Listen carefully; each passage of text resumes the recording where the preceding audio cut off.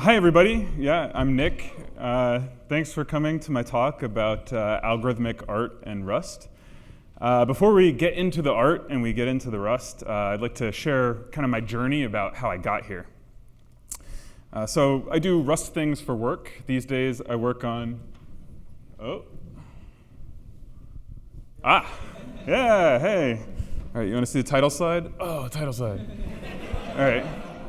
Yeah, so I do Rust things for work. These days I do the intersection of Rust and WebAssembly, and I like to make fast things. I like to make robust and reliable things.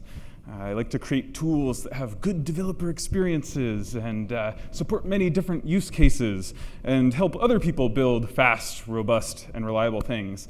And I love my job, but it's a lot of serious business, right? So what am I doing in my spare time outside of work?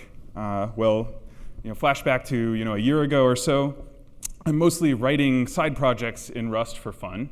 But these side projects tend to be kind of like semi-related to things I'm doing at work. And then they had this tendency to actually just become part of work. And I had this realization that I was just working the whole time. This isn't a recipe for a well-rounded life, right? So I took up pottery as a hobby. And the physicality of getting my hands dirty and getting the clay in between my fingers really appealed to me. But I wanted something that couldn't turn into work, something that didn't have stakeholders or users reporting bugs or requesting features, something that was just for me where I could relax and have fun. And what I liked about the pottery process was that every step along the way from lump of clay to finished piece has so much depth and so many facets to it that you could spend a lifetime really digging into it. If you love throwing on the wheel, you can make these long skinny vases and play with shape and form, or you can even make your own glaze from scratch like Matt Fiska did with this piece here. And in particular with glaze, what I liked was that it often felt like the whole was greater than the parts. There's this sort of element of surprise because before you fire the piece, the glaze is kind of chalky and it's dull. And then after it comes out of the kiln, it's glassy and shiny and colorful. And you can combine glazes, by mixing them together, or you can layer one glaze on top of another glaze. And at some point, I discovered that if I put, a thin layer of black glaze on top of my green glaze, I got something that was kind of metallic and shimmery, almost like an oil slick. And neither glaze alone had this property, but you combine them together and something new emerges. I liked this effect so much that I tried to recreate it with a series of 5 different bowls. But only one actually survived the whole process into a finished piece. And it's because it turns out that pottery is quite difficult and it requires a lot of patience. Things can break at every step of the way, and when they break, it tends to be irreparable because unlike software, you don't have these niceties like undo and version control. This difficulty is really part of the craft, and it's what makes these really beautiful pieces that get finished so impressive because of all the work it took to get there. But I had this personal realization, which is that despite all of these things that I really loved about pottery, I was getting more frustrated by the difficulty than I was relaxing and having fun, which were my original goals. So I'd kind of heard of generative art or algorithmic art, where people would write programs to generate images or little animation loops or maybe music. And I recognized that there was kind of a similarity with pottery and kind of that surprise of combining glazes. Because generative artists are often searching for a set of very simple rules that when you combine them, they kind of create emergent behavior that's bigger than any of those single individual rules by themselves. I think a really good example of this is Process 13 by Casey Rees. And the way that this image is generated is kind of behind the scenes. There's actually a simulation of a bunch of circles moving around. And whenever the circles overlap or kind of touch each other, a line is drawn from the center of one circle to the other circle. No code says, draw these trellises or create this echoing spiderweb effect. This is something that emerges from the process to delight us and to surprise us. And I could look at pieces like this and really appreciate their beauty, both on an artistic and technical level. But I wasn't quite overcome by the urge to make this stuff myself yet, because there's still something missing for me. There's nothing physical that I could hold in my hands. And that's when I discovered pen plotters. So a pen plotter is a robot. It has an arm and a hand, and you take a pen and you put your pen in the robot's hand, and you say, please draw something for me. And then kind of crucially important, it actually draws what you ask it to. And so now you can actually have a physical pen and paper artifact of your generative algorithm. And I think that this physical pen plotter medium actually allows for even more emergence than software does, because there are more variables that you don't have complete control over. For example, a pen doesn't draw perfect Euclidean lines with zero area. Different pens have different widths. They have different colors. A ballpoint pen is going to draw a different line from a fountain pen, is going to draw a different line from a marker, it's going to be different from a gel pen. And ink bleeds, and so you have to kind of grapple with that. Or maybe you can purposely move your pen even slower to get more bleeding and kind of use that as an artistic effect.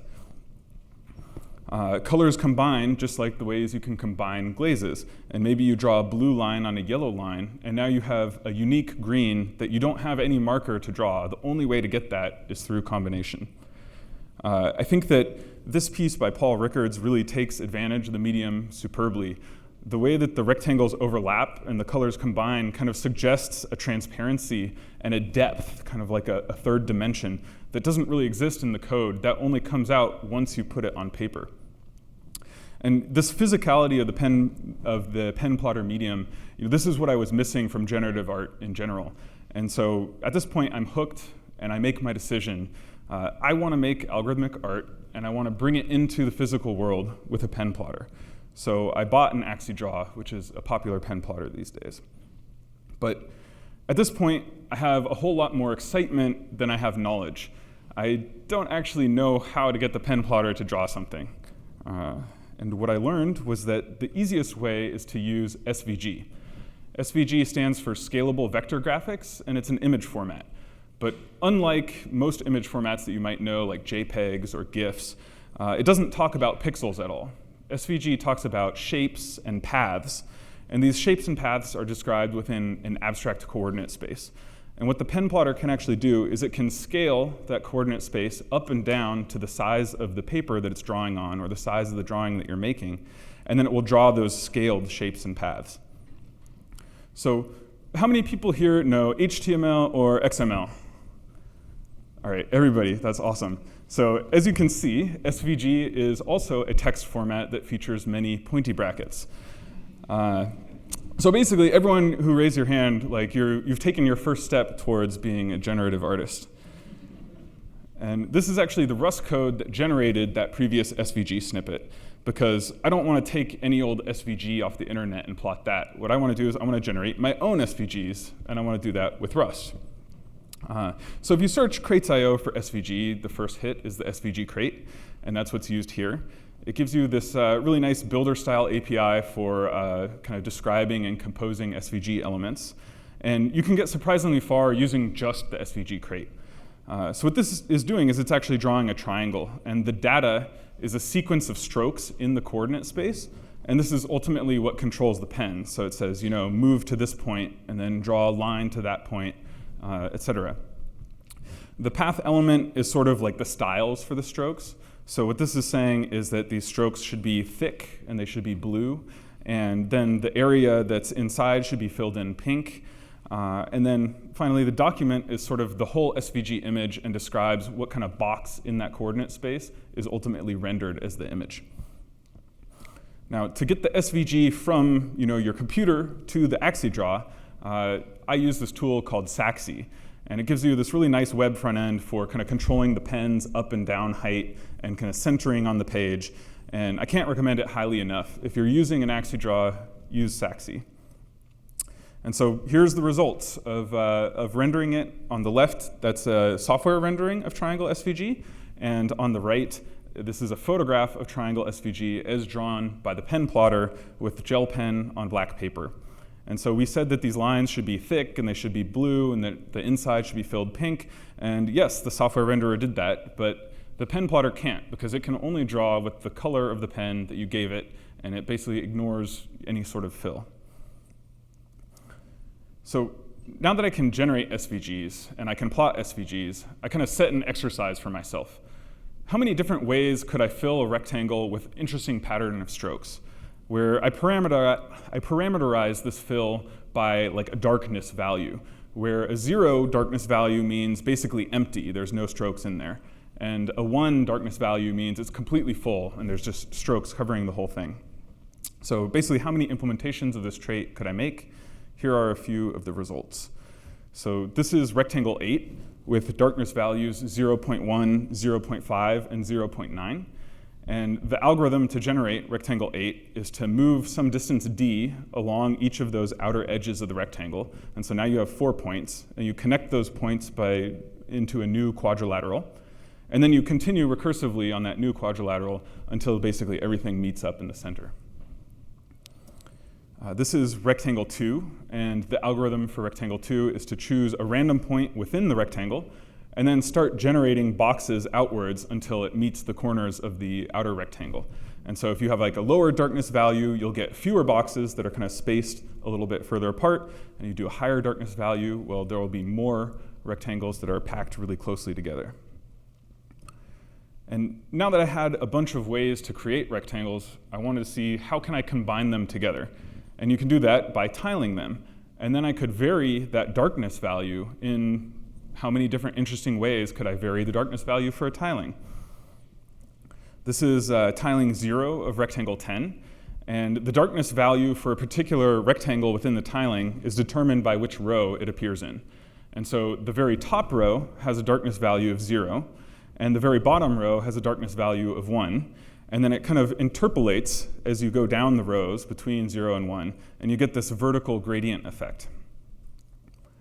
This is tiling 3 of rectangle 2, and the darkness for a particular rectangle within this tiling is determined by how close is it to the center of the tiling. And then a little bit of random noise is introduced to kind of perturb the results and make it appear more organic.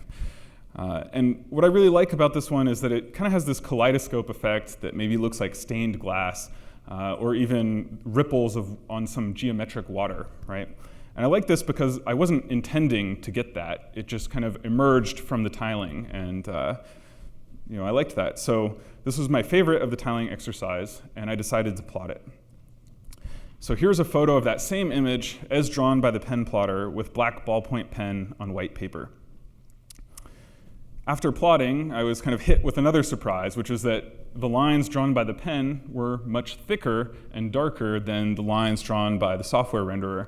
And so it doesn't really look like stained glass so much anymore. It's almost like there's a ghost-type Pokemon that's kind of materializing from another dimension or something, right? But it's cool either way.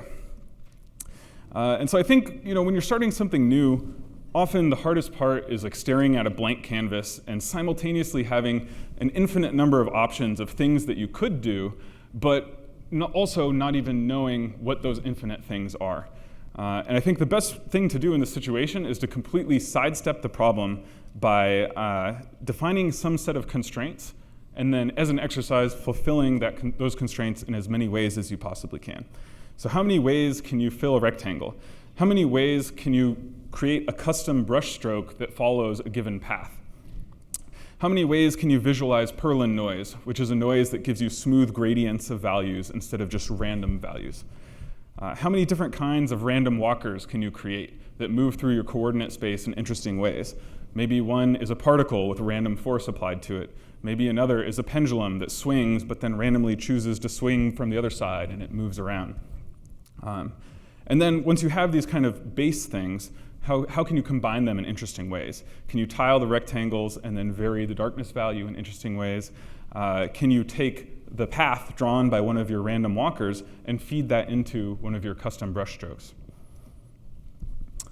The other thing that I think I really took away from this is that you don't need much to start making plotter art. You don't need to learn a big framework like processing or P5.js or Nanu or open frameworks. You can just start doing this stuff now. And so these first pieces were made with just the SVG crate. And SVG is already a pretty rich language for making drawings. And I mention this because learning new frameworks can be intimidating. They tend to have wide API surfaces and many concepts to learn. And sometimes the best way to start something is to just hit the ground running. And then later, once you have a problem that a framework can solve for you, maybe that's the time to reach for the framework, right? So for example, as we saw with triangle.svg, plotters don't support all of the features that software renderers do for SVG. And so software renderers will fill in shapes with colors or gradients, but a plotter will only draw that outline, and it can only do that in the pen's color that you give it. And if you want kind of a fill, well, you have to do that yourself, and you need to describe that in actual lines that the pen plotter is going to draw, such as like a crosshatch pattern. And software renderers will draw elements in order, so a later element that's drawn on top of an earlier element can actually cover it up and it can occlude it. And with a plotter, it will also draw those elements in order.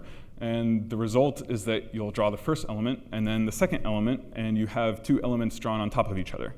And so if you want occlusion with the pen plotter, you have to actually do that in software before you even give it to the plotter. And you need to only generate paths that are not covered up by anything else. And so when you start running into these sorts of problems, like now is the time to reach for a library that helps you out, or to find a framework that will do this stuff for you.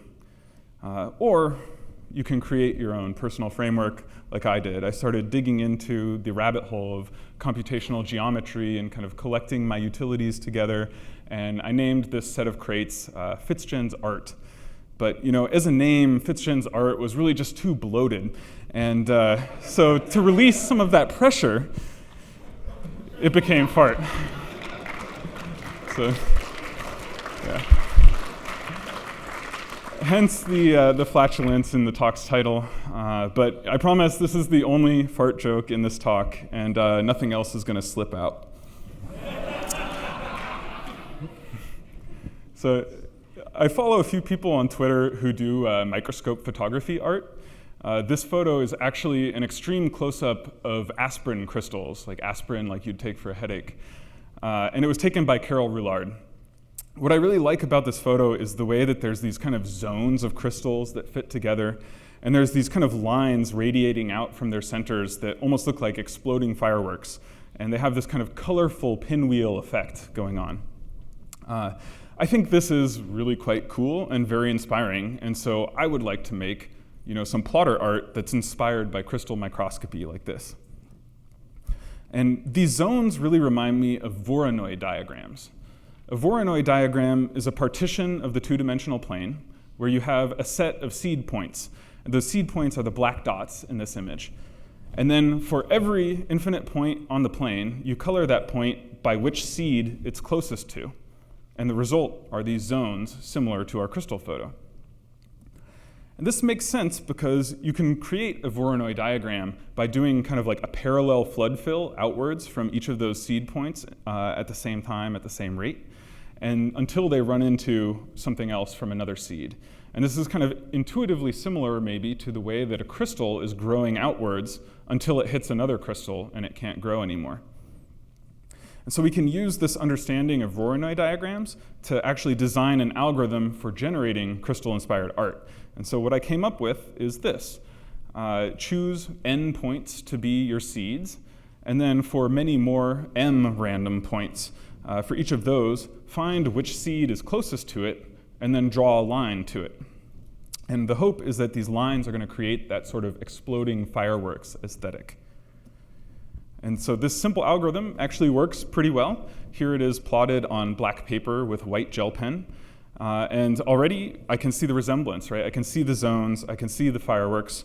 The only difference from the algorithm that was just presented is that these lines aren't going all the way to the seed. They're kind of stopping partway just to give it a little bit more breathing room and be a little less crowded.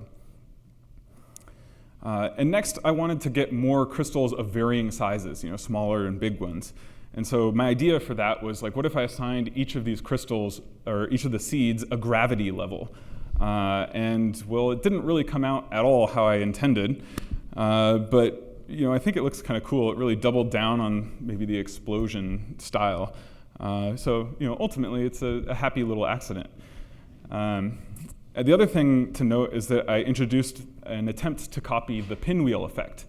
And so what this is doing is it's not just drawing a line to the center regardless. It looks at what is the angle from this point to the seed. And then based on that angle, it varies the length of the line to kind of create that two-tone pinwheel effect. This is another variation where now we're only choosing points from within a circle. And maybe it looks like a contaminated petri dish, I don't know. But I think maybe this is my favorite of the series, so it's kind of cool. And this final variation is using colors for that pinwheel effect directly. And so the AxiDraw can only hold a single pen with a single color, right? And so to plot this, I had to actually split out each of those colors into different SVG layers. And then in between plotting each of those layers, I manually switched out the pens to switch the color. And so this is, I think, 3 or 4 layers right here. So there's this kind of famous saying that good artists copy, but great artists steal. And since I'm really new at this, I'm happy to aim for just good. But I think the lesson here is to find inspiration in something and then copy it. And maybe that something is somebody else's plotter art that you want to learn how it works, or maybe it's some vintage 1960s plotter art that you want to bring into the modern era. Or maybe it's translating something that's completely unrelated to computers and to plotters into the plotter medium. For example, maybe the patterns of cracks on the glaze of some pottery piece that you really like. Or maybe it's the way that plants and flowers and leaves kind of grow in this mathematical way. But I would be lying to you if I said that I only had a string of easy successes and it was smooth sailing the whole time. So earlier, I kind of presented the process as write a Rust program, and then you use that Rust program to generate an SVG, and then you plot that SVG with the pen plotter, and everything goes right every time, the first time. And of course, that's grossly simplified. I don't write perfect programs on the first try. Sometimes people say of Rust or Haskell or languages with interesting type systems that if it compiles, then it works. Unfortunately, I haven't found that to be the case because I haven't figured out a way to encode my aesthetic taste into something that the borrow checker can check at compile time, right? But kind of more fundamentally, often what I'm doing is I'm searching for emergence. I'm looking for the unexpected. I'm trying to be surprised. And so I don't actually know what it is that I should be encoding into the type system yet because I haven't found it yet. And so what's really happening is that there's this feedback loop where I generate some SVGs, and then I look at the SVGs and I say, this is cool, oh, that's not cool. I go back and I tweak the program, and then I look at the new SVGs and I go, oh yeah, even more of that. And back and forth, right, until I'm happy, and then I plot it. But the problem is that this feedback loop is really too slow, and it involves a lot of manual work on my part, right? I'm editing the sources, and I say, hey, Cargo, please compile this program, please run this program. And then if there are no errors and it generated an SVG okay, I have to Alt-Tab to Firefox, and then I have to refresh so that I actually see the new SVG, and then I Alt-Tab back to Emacs when I'm ready to make changes. And I don't have timing data for how long one iteration of this loop took, but if I were to estimate, I'd say it'd probably be at least 3 or 4 whole seconds before I was ready to kind of respond to anything and kind of do the next loop. So luckily, this nice person, Benjamin, wrote an article about what kind of tooling and infrastructure you might want when you're doing generative art, and lays out how to solve a bunch of problems, including this kind of instant feedback problem. And his advice is use a file watcher. And whenever you change any source file in your project, automatically recompile the project, automatically rerun it, and generate a new image. And if it compiled okay, and it generated a new SVG image okay, then actually save that image in your repository and make a git commit, just automatically. And so this way, you never lose any image that you'll ever generate, and you have exactly the code that generated that image. So maybe you're riffing on one idea right now, you can always go back at a later time and riff on a completely different idea. And this is exactly the kind of thing that you cannot do with pottery.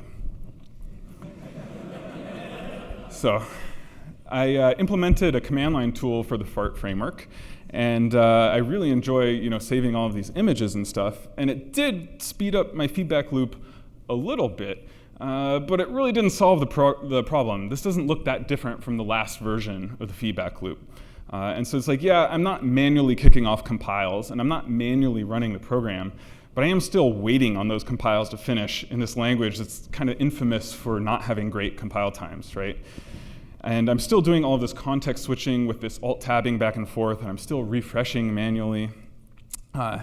So I actually wanted to dig into what kinds of commits am I actually making? And so I looked at a random sample of commits from one of my projects that was using the file watcher tool. I went through each of those commits, and I categorized what kind of change was that making. And it fell into just 3 buckets. Algorithmic changes are sort of the beefier changes, things that are changing loops or introducing if-elses and these sorts of things. Constant changes are me saying, oh, I'm using this normal distribution that I'm sampling random numbers from. What if the standard deviation was 0.5 instead of 0.6? How would that affect the image? And formatting changes are me running Rust format, essentially. And I kind of knew deep down, but to have empirical evidence that I'm spending the majority of my time, like 60% of my time, waiting on compiles to change 5 into 7, it kind of blows my mind. So what I really wanted was some way to have constant values in my program that I could actually change in between runs of the program without recompiling the program. So I invented this brand new thing, which I call user constants. You might know them by the name environment variables. But user constants aren't just environment variables. There's kind of some infrastructure that goes along with it to kind of make the whole process really smooth and fast. And so that starts with a local server. And the local server serves up a web UI. And every time the generative program uses a new user constant, it creates a form input dynamically in the web UI, which is kind of what's on the left here. And you can actually go into that form input and tweak the constant value. And this is going to create a post request from the web UI to the local server. The local server is going to update the environment variable. It's going to rerun the program to generate a new SVG. And then the local server is going to send that new SVG back to the web UI where the preview is refreshed automatically. Additionally, I discovered this simple, effective thing that some people call window management. Yeah. So now I'm actually running split screen with Emacs on one side and the web UI on the other side. And so I don't need to do all this context switching anymore because I just kind of have everything at my fingertips now. And so for constant tweaking, which were 60% of my changes, right, the critical path for my feedback loop is now just edit the constant and then essentially look at what the image is that's updated. And technically, yes, I do need to rerun the program, but it happens automatically for me. And I'm not waiting around for the program to finish running, right? This is Rust. Unless we're doing something pretty bad, it should be pretty quick. And so the previous screenshot, it says it took less than 10 milliseconds to generate that image, which is really just barely human perceptible. So finally, my feedback loop is near instantaneous. And as a result, I'm able to explore more ideas faster than I previously could. And that's helping me make new pieces that I'm increasingly happy with, such as this one. And at the end of the day, I have a hobby that is not work, something that's just for me. And I'm having fun making algorithmic art with Rust and bringing it into the physical world with a pen plotter. I hope my story has inspired some of you to try your hand at plotter art or generative art in general, or maybe even pick up pottery. But I think a lot of these takeaways are kind of generally applicable, not just to artistic programming, but professional programming and maybe even other domains as well. Can you define constraints for yourself to make a problem smaller or easier to solve? Can you break something down into pieces? If you want to learn something, try copying it. If you want to bring fresh new ideas into your domain, copy something from another domain. And if you want to boost your efficiency, you should treat your iteration time actually as an optimization problem, and you should profile and gather empirical evidence about what you're doing and what you're waiting on, and then you should customize your tools or even build your own custom tooling to make that faster. Here are a few resources that I found helpful that you can peruse on your own time if you want to get more into generative art and plotter art. And that's everything I have. Thank you very much.